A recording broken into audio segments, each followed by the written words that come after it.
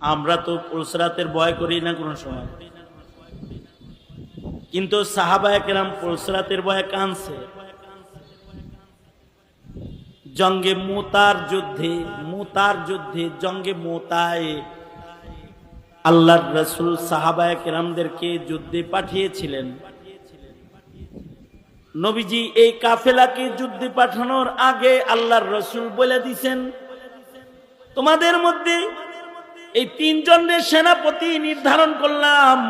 1 নম্বর সেনাপতি অমুক, 2 নম্বর সেনাপতি অমুক, 3 নম্বর সেনাপতি অমুক। 3 জন শহীদ হয়ে যাবে। এই 3 জন যখন শহীদ হয়ে যাবে, 4র্থ সেনাপতি তোমরা যুদ্ধের ময়দানে নিজেরা পরামর্শ করে বানায় নিবে।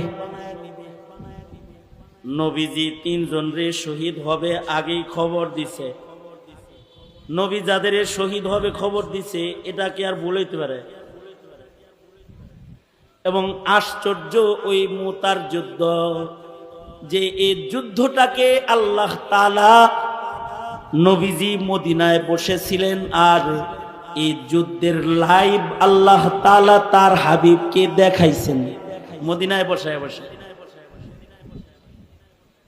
এই 3 জন সাহাবী বাড়িতে যায় বিবি বাচ্চার কাছে যায় বলছে, যায়েদ ইবনে হারিসাও যায় বলে, এই বিবি, নবী বলছে আমি শহীদ, এই সাক্ষাৎ তোমার সাথে আমার শেষ সাক্ষাৎ, আর কোনদিন দুনিয়াতে তোমার আমার মোলাকাত হবে না। তোর রাসূল বলছে আমি শহীদ, দেখা হবে জান্নাতে।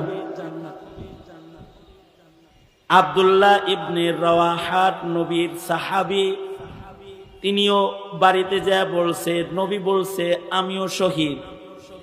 এই বিবি, এই সাক্ষাৎ তোমার সাথে আমার শেষ সাক্ষাৎ, আর কোনদিন মুলাকাত হবে না, দেখা হবে আল্লাহর জান্নাতে। বিদায় নিয়ে গেলাম, আমি শহীদ। বিদায় নিয়ে গেছেন শহীদ হিসাবে, জান্নাতি মুলাকাত হবে এটা বইলা। কিন্তু যখন যুদ্ধের দিকে রাস্তা চলতেছেন, আব্দুল্লাহ ইবনে রাওয়াহা চিল্লায় চিল্লায় তখন কাঁদতেছে।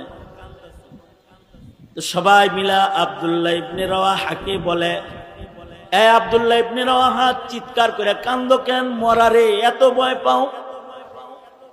নিজের বিবি বাচ্চা রেখে এসেছো, তাদের জন্য মায়া এত যে তাদের মায়ায় কান্দো নাকি? আব্দুল্লাহ